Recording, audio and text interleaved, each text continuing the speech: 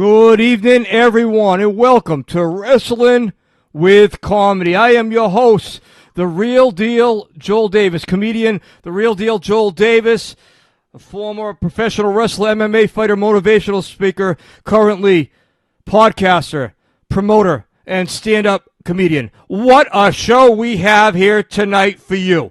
This is going to be a big one. Negotiations was going on for several months to get this man in. He's traveling the country. He's traveling the world. It's a pleasure to have our live stream guest here tonight. Episode 47 on Wrestling with Comedy, a first-class act from the word go. This man right here has been a musician for 15-plus years. He plays multi-instruments. He's a singer, but that's not it.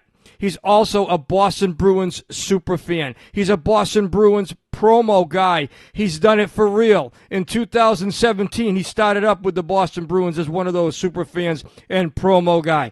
He's got the voice for a promotional. He's also, like I said, the musician, but he's also a professional wrestling historian. He's a historian with Lucha Libre, also All Japan professional wrestling. He's performed in the Hollywood Walk of Fame, the Persian superstar Andy Madadian ×2, and the Chinese consultant of New York. He performed for all those different individuals in those different facilities and venues. He is here tonight. Let's welcome Ali Mezzi. Ali, welcome to the show, brother. Thank you so much, Joel, for having me. I love the show here. Love what you're doing here. Wrestling comedy is a cool way to get some good entertainment tonight, and I really appreciate all the fans watching out there tonight. Thanks for joining us. Yes, exactly. We do thank you, and the numbers are moving up here. This is live. We're live throughout the world, throughout the country. Ali Mezzi is here tonight, pro wrestling historian, Lucha Libre, All Japan. He specializes in, but he knows it all. He's been studying everything in professional wrestling, the king of sports. But again, like we had mentioned earlier, he worked with the Boston Bruins, a super fan. He did the promos with the Boston Bruins. He speaks multiple languages. He's a very modest individual. I got to know this individual the last year or so. What a pleasure it is to get to know him, and I'm so happy to have him here tonight, live on Wrestling with Comedy. We're here live every Tuesday and Thursday night. Thank you for joining us tonight. Ali, let's talk about it. When did you get into the world of being a musician? What year was it? Tell us a little bit about that. Let's start off with it. And then how did you get into the Boston Bruins, being a promo guy with the Bruins superfan? So music is my life, yeah. I mean, when I was silly and acting up, I even have it inked on my arm here, to the point that I've been doing it ever since I came out of my mother's womb. And basically, I'm a professional at having fun and making others look good if need be. I wouldn't say I'm a professional at any of my disciplines I've worked with, even though I've done a bunch. I've been loving music ever since, because take you back through time. I had an old school 200 CD disc changer from Sony that my brother, my mother, my father, and I would just gather around and just have like 2 leather booklets and just have the album covers on. We just pick and just let it rock, you know. With Persian music being my top one, eventually, you know, it's got me to working with the Chinese consulate, you know, Andy Madadian, the Persian Elvis, twice, Hollywood Walk of Fame star holder. I've been listening to that guy's music since I was in my mother's womb, you know, so it's been an absolute pleasure to, you know, at a point where I wasn't sure how much I could do left in music or what I could do, trying to go to 9 to 5s back and forth. The fact that you get to actually play with this guy, you know, it's a wrestling equivalent could be like you wrestling for like, I would say probably, you know, along the lines of like a Triple H or The Rock, because he's got his own kind of rocker feel, or maybe the Midnight Rockers from the 80s when you're getting that excitement going, you know. So it's a good feel when you're like coming up from the indies. To respond to the Boston Bruins setup, so not to bring the mood down a bit, but I've been battling in the hospital a couple times, and I won each fight there. But Beautiful. It was myopericarditis, and super simply put, the heart and the tissue protecting it, my antibodies just fought them just because when I got a cold, and all of a sudden my heart was performing less than an 85-year-old man's. So I spent about 10, 11 days in the hospital. It was like September 27th, 2017 was the day I admitted myself. My heart was going to 250. But after I got out, all of a sudden I see comments on my personal Instagram saying like, "Hey, let's go. Bruins are gonna get them the job done. Let's go." I'm like, okay, all right, fine. Close friend of mine calls me up and says, "Hey, dude, you're famous." I'm like, "What the hell you mean? You're on Instagram." I said, "What the hell you mean? I'm on Instagram. I got one, but I don't understand." Somehow, someone got a video I made junior year of high school of me just going, "Bruins, whoa," and whacking the twig and doing the song Zombie Nation. Can you reenact that real quick for the audience? The actual exactly what you had done. Bruins, whoa, whoa, whoa, and apparently that just went viral on what's the word mass. That's good, man. It's like, and I'm like, what the heck is going on? So I had a choice to make. I said, okay, I could let this die out, or I could try and roll with it. And I'm like, well, let's see how it feels to be a famous person for a while. So I rolled with it. And, I'm not denying that I didn't have a good vibes from it, but I stopped doing it after a while because, my style is more like an old school promo style that the audience wasn't exactly gravitating to, in my opinion.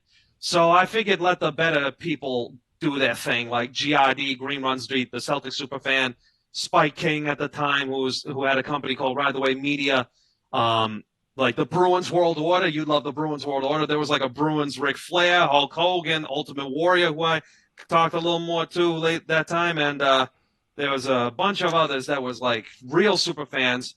And I came close. It was a three-way tie on 98.5 The Sports Hub for a super fan contest. Three super fan judges, which we all knew made the cut, were judging me. Chief wanted to make him cheer, and we called him David Bax. I forget his real name, but real dude with like friggin' Bruins tats all over his damn body. Like, wow, real true fan. Bro, like Hakushi, but like Bruins style, I imagine. Wow. He literally was Hakushi with all Bruins. Had a Bruins Harley out there too. So it came down to the three of you, and was there a payday for this, or was this something that you had done just? No, it was just a local contest, and apparently, I think God wanted me to go wrestling mode on that, because I'll give you an example, Joel. I was the last one, and as a Muslim, I was practicing Ramadan, so I had no water, no food. I had a gig the previous night before, so my throat was literally the crater of the earth. And then I was hoping I'd go out and get it done, but as I was going in the car, I heard behind in the ceiling, or keep your left eye on me, as the guy literally randomly put the radio on. I'm like, okay, I'm last up. And I remember along the line, so I said, behind in the ceiling? That ceiling couldn't take my twig, let alone that comment. Keep your left eye on me. I've been everywhere. Yeah. You should keep both eyes on me. Yeah. So you're doing a little pro wrestling promo in there. But if you're just joining us, episode 47, Ali Mezzi, and this man here has come back. He's had problems, major problems, like a problem, I believe, with your brain and different injuries, and he's nodding his head yes. And he came back, and he went viral as a Boston Bruins, super fan, and he was a promo guy for the Bruins. He was in the three last contestants to go all the way. He's really done so much. He's an inspiration for a lot of different people. He speaks multiple languages. Ali, what country were you born? Were you born in the United States? I mean, I know. And talk a little bit about all the languages that you speak, brother. So I'm U.S. born to a mother who was born in America but spent her childhood in Italy. Came back. Father born in Iran. Left for the Iranian Revolution. I speak those two languages, Persian and Italian. Then after that, there's, English, Spanish, Haitian Creole, wow, Chinese, Cantonese, wow, Japanese, I want to say Arabic, Turkish, and German. Those things are on varying levels, though. If I could memorize like 4 solid ones, that'd be cool too. But I'm just a magnet because I'm more of a audio learner. So whenever I pick that up multiple times, it just sticks with me. So. Yeah, man. Ali, I'm telling you, like I was telling the audience earlier, I got to know you over the last year. I mean, what a pleasure. You knowing so much about professional wrestling from the indie circuit in New England, across the country, and Lucha Libre and all Japan. You know, basically, more than a lot of different fans would know because you're a historian. Let's be honest. When I had seen you for the first time, you had actually recognized me as the real deal Joel Davis, as an independent pro wrestler out of the NWA New England. And for someone to, recognize somebody at my status, that's a great thing. And for you to know, you basically know the circuit. Let's talk a little bit about Lucha Libre and All Japan. I mean, two big organizations that really comprise a lot of professional wrestling. Let's start with Lucha Libre. Tell us a little bit about it. Basically give the fans some knowledge about Lucha Libre, the history. Well, of course, anyone will gravitate these days to like Pentagon Jr., Rey Mysterio, the man, the myth, the legend himself, Rey Fénix, Penta's brother, in WWE scale. But then you go outside and you look more like AAA, CMLL, that they're doing their own thing.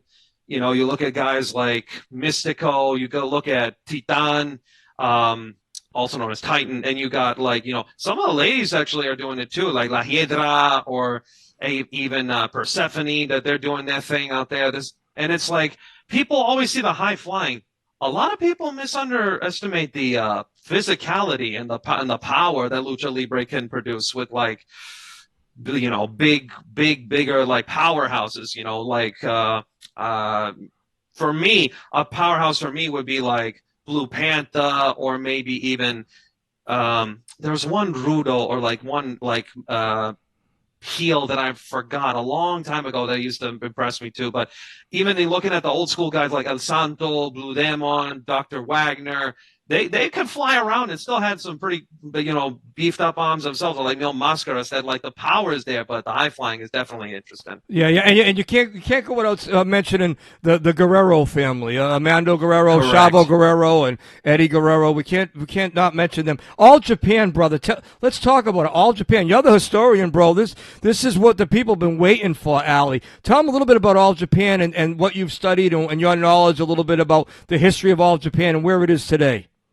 Well, I'll tell you what, going from All Japan classics, or just old school Japanese wrestling in general, since the Japanese, but he was actually North Korean, Japanese wrestler that I forget his name, that he was kind of the one that helped Japanese wrestling scene start. You go to, Giant Baba and Antonio Inoki, that are not bad at all, or like Riki Choshu, which I think his nickname was Fighting Spirit. Those three back then, in the 70s, 80s, held it down. But my era, Joel, is Mitsaharu Misawa, Kenta Kobashi, the four pillars, of the 90s All Japan. Especially when Misawa, people they may not know, was actually the second Tiger Mask. And wow, that's after good. Yeah. And after a nagging knee injury, he wanted to do his own thing. And then come to find out that Giant Baba at the time literally changed up when Jumbo Tsuruta was actually originally supposed to get the big push for the title. He changed it to Misawa as soon as he saw the dang, the tickets and the vendors and sales were going crazy for Misawa. So just to think how you got such power, like the chops from Kobashi, you got, Misawa himself being like that magnet. Before he started pro wrestling, Noah, which is also great and produced people continued the legends of wow, I'm blanking hard. The Masahiro Chono, who went to WCW for a little bit. Muto Keiji, who also continued a little bit as he got heavier and went into heavyweight wrestling. Misawa got the Noah stuff too with Kenta and Naomichi Marufuji, it's so much history. Grab your popcorn and listen to this. This is Wrestling with Comedy. I'm your host, the Real Deal Joel Davis. What a guest we have tonight. We had to negotiate to get this man in. He's traveling the world. He's traveling the country. He speaks fluently 7, 8, 9, 10 different languages. He's a musician. He plays various instruments. He was a Boston Bruins super fan, also a promo guy. He's a historian in professional wrestling when it comes to Lucha Libre. If you have any questions or All Japan, bring them in now. The numbers keep on going up. Thank you for joining us here tonight. If you haven't subscribed, please subscribe to Wrestling with Comedy. And we also appreciate a like. Ali Mezzi is here tonight. What a guest we have. I just mentioned on All Japan, when I was back with the NWA, it was the CWA back in the day. And in the locker room in a 6-man tag, one of the competitors was Taka Michinaku, who was a WWF light heavyweight champion. I'm sure you know that name. And that man could move. move in the ring. He was one of the best. He was like right after Tiger Mask, and they were very similar styles, Tiger Mask and Taka Michinoku. Let's talk about it, brother. When you were a fan and before you actually become a historian, who were your favorites and who inspired you in professional wrestling when you first got into the sport, like as a fan? So say what you want about him politically, but Shawn Michaels, Heartbreak Kid. He was my first and one of my favorites still to this day. I got to say from Japan, definitely Muto Keiji. I loved how he transitioned. Jushin Thunder Liger is another great Japanese wrestler that, so what a great career. Of course, Rey Mysterio, Eddie Guerrero, when you think Lucha Libre, but I think that, when it comes to Lucha Libre, I think one of the most underrated Lucha Libre talents to me was Ultimo Dragon. Ultimo Dragon is, if I'm not mistaken, both Mexican and Japanese, and he was he was actually my favorite wrestler growing up in WCW with the Cruiserweight division, and to think that Ultimo Dragon, Rey Mysterio, Chavo Jr., Alex Wright, the Wunda Kid, Psychosis, and Juventud Guerrero, as much as he was a pup or a bulldog to deal with sometimes, like when you had all those guys in at the time when WWF, granted, sure had better pay-per-views, I would say, but the competition with the Cruiserweight Championship in WCW and Dean Malenko, there's like so many good classics right there. So Ultimo Dragon and HBK got me started in the wrestling business in general.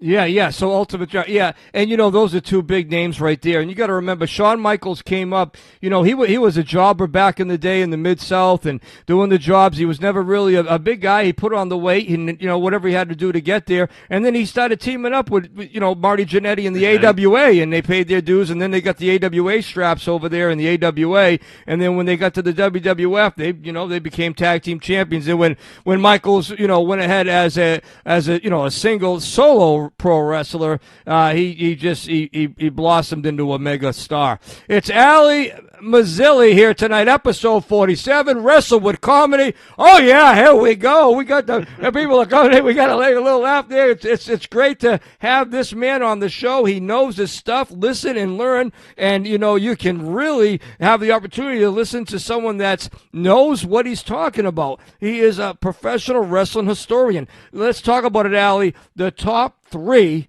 matches, in your opinion, that you've seen in your era, that you've actually seen on, that's, I know, a tough question, but the top 3, let's give it to them. And everybody got a comment on this, bring it in. Your top 3, Ali. I will say, no particular order, just to be clear, because they're all different styles. I will say a possible guaranteed number 1 for me is wow, I can't believe I forgot his name. It was Misawa versus Japan? Kawada Toshiaki.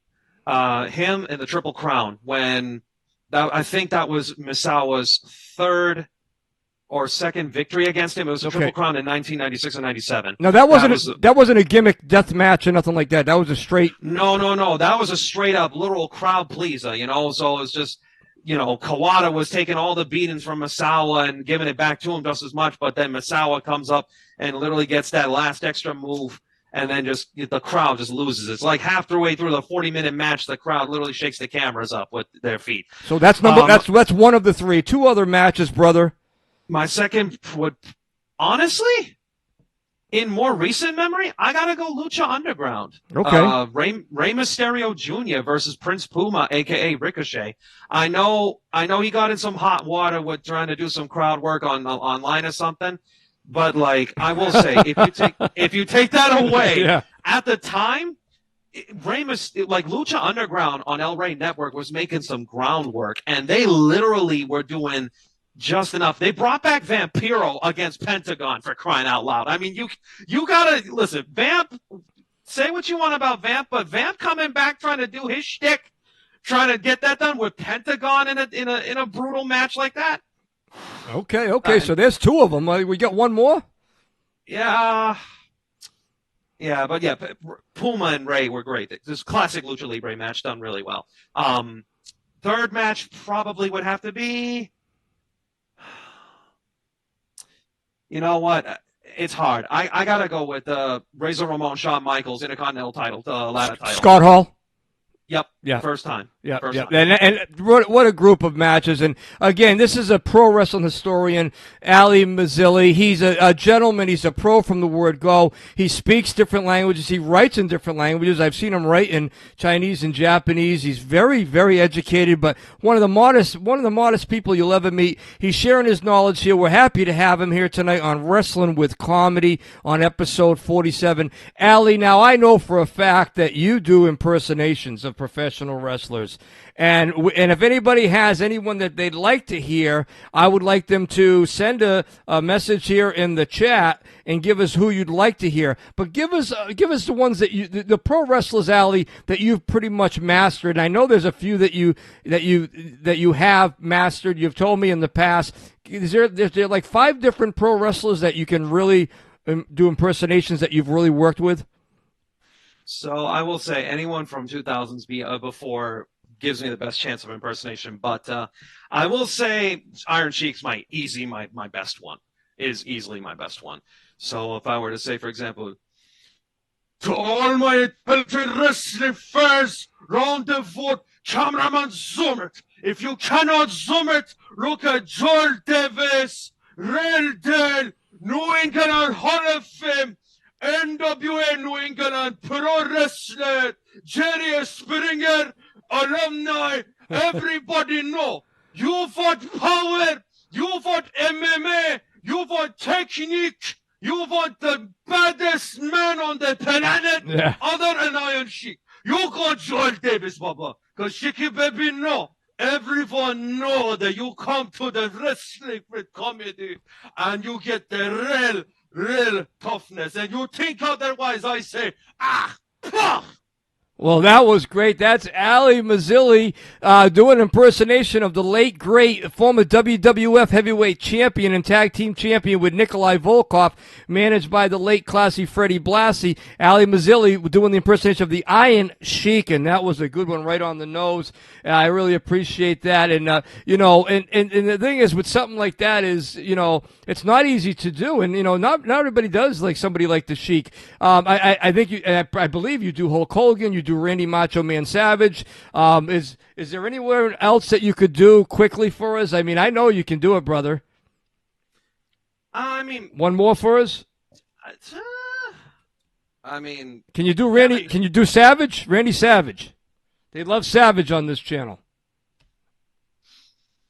You gotta shake your head like this here, yeah. You gotta know, you gotta distinct yourself from the macho mans out there. Unless your neck is up like this, unless you're going with the cream of the crop, you gotta get that thing there. You gotta keep that stress on your neck. See, that's what Macho had, yeah. It's going down. It's going down on Wrestling with Comedy. My voice is terrible right now, so I could do better. But this is all you get, yeah. That was great, Ali. Thank you. Ali Mezzi, a fan favorite and a crowd pleaser, and what an entertainer he is. And, you've done a lot in your life, Ali, and you've fought back from all the medical issues. We got about 9 minutes left to the program. We appreciate everybody joining us. The numbers are going back up again here. We have something called Deal in the Names. I have 5 names I want to throw at your brother, man, and if you throw back one word or one statement or something real quick about what, basically comes to your mind when I mention the name. Deal in the Names on Wrestle with Comedy, episode 47.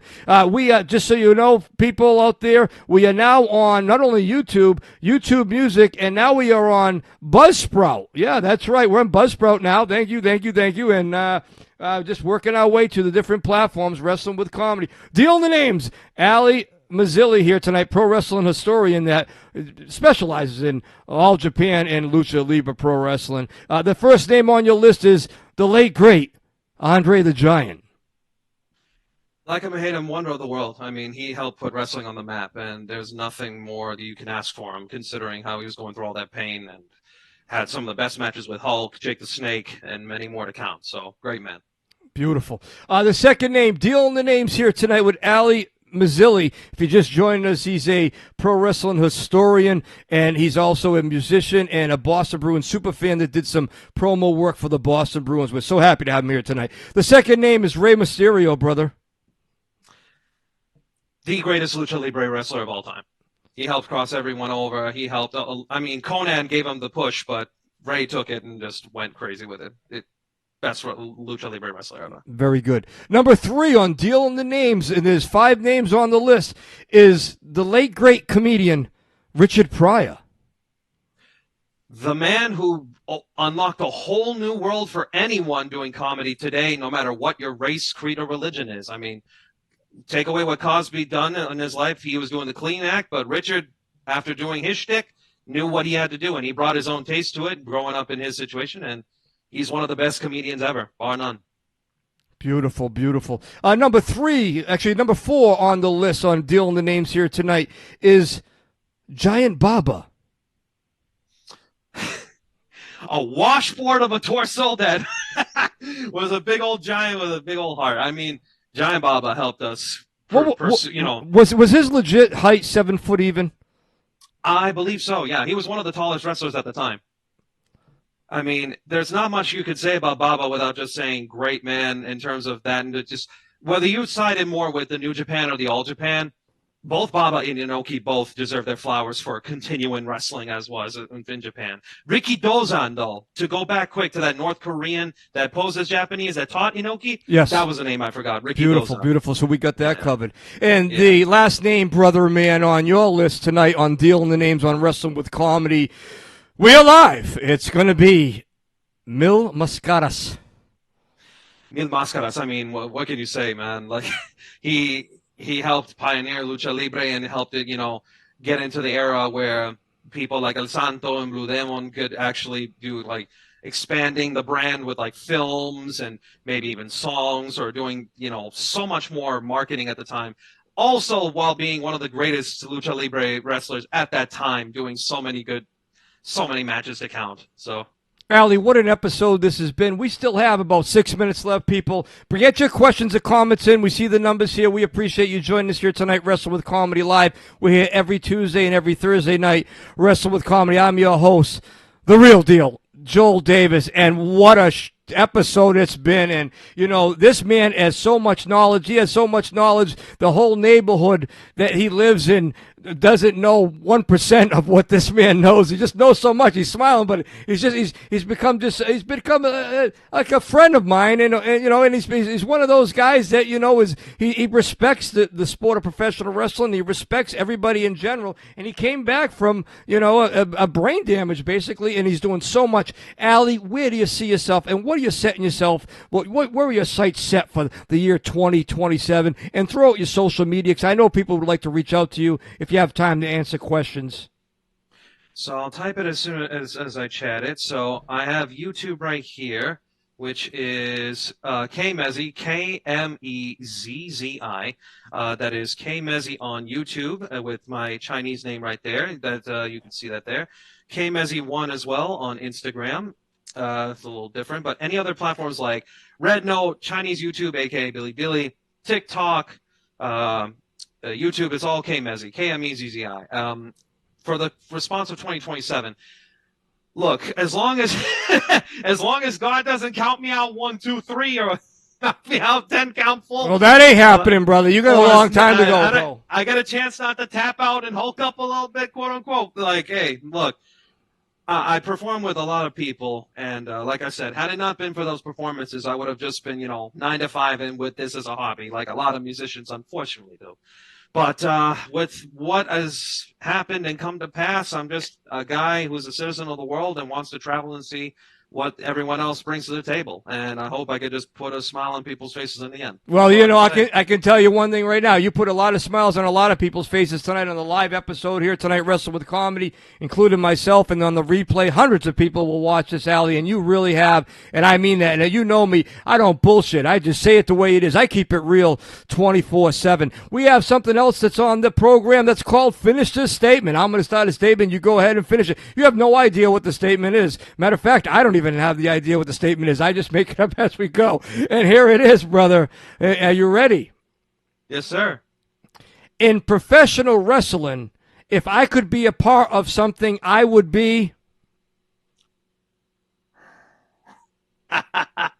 I'd be part of the gangsters so New Jack wouldn't have to kill me. There you go. Oh, well, what an answer that is. So basically a pro wrestler, but you'd be on the heel side with New Jack. I get what ECW. I'll tell you what, I could be a good mouthpiece like a Bill Alfonso was or anyone else was to like be distracted, or like a Jim Cornette, man. I could, if I don't get in there physically, so long as I got the most brutal of guys going after them, I can be a mouthpiece anywhere, nowhere. You man, you could do a lot. You got a great voice, a great vocal, and but before we say goodnight, we got about 2 minutes left, people. We're so happy that you joined us tonight. What an episode it's been. It's episode 47. I'm comedian, the real deal Joel Davis, former pro wrestler, MMA fighter, and motivational speaker, now podcaster, stand-up comedian, and promoter. And I am happy to say that this has been another great episode. And Ali Mezzi, what a pleasure to have you here tonight. Any last words for the people that you know enjoy entertainment or want to become a historian like you in professional wrestling, or anything in general you want to say real quick with a minute 30 left? Just watch the matches and stop trying to be complaining on Twitter. Learn your stuff. Get your own opinions. Don't be a David Meltzer. Just make sure you just watch the matches yourself and just try it. If you don't like it, just say you don't like it and move on. That's all I can say. Yeah, exactly. And we got to everybody's got to know, people got to understand, Ali didn't just become a historian overnight. This is decades of studying, and you know, he's always looked into professional wrestling. Not only a fan, he became a historian. He's a musician. He was a Boston Bruins promo guy. He's done so much. He came back in life. He was they counted him out, and he came back, and look at him today. What a gentleman, what a professional. Ali Mezzi's been here tonight on Wrestling with Comedy, episode 47. Until next time, people, keep it real at all costs. Good night, everybody.